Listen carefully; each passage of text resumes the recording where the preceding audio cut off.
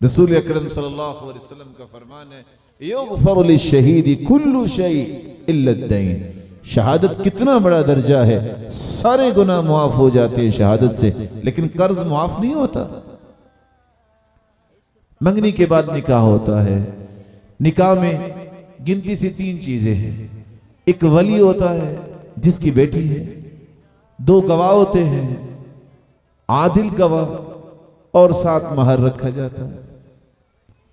لا نکاح الا بولی وشاہدی عدل، کوئی نکاح نہیں ہوتا جو ولی کی اجازت کے بغیر ہو، 2 عادل گواہ نہ ہو، وہ نکاح نہیں ہے۔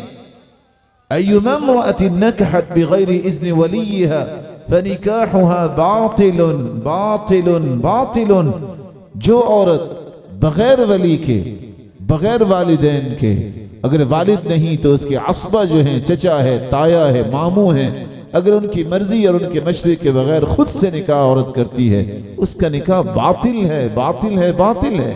اور دوسری روایت کے الفاظ ہیں لا تزوج المرأة المرأة ولا تزوج المرأة نفسها فإن الزانية التي تزوج نفسها، کوئی عورت کسی عورت کا نکاح نہیں کر سکتی، نہ کوئی عورت اپنا ہی نکاح کروا سکتی ہے، جو ایسا کرتی ہے شریعت نے اسے زانیہ کنسیڈر کیا ہے۔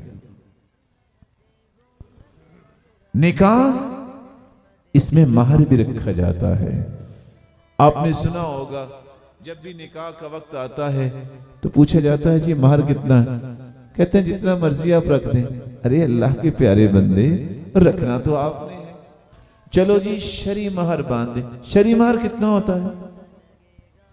وَعَلَى الْمُوسِعِ قَدَرُهُ وَعَلَى الْمُقْتِرِ قَدَرُهُ، جس طرح خرچ دینے میں اللہ نے قانون دیا اپنی استطاعت کے مطابق خرچ کرو، اسی طرح مہر اپنی استطاعت کے مطابق دو۔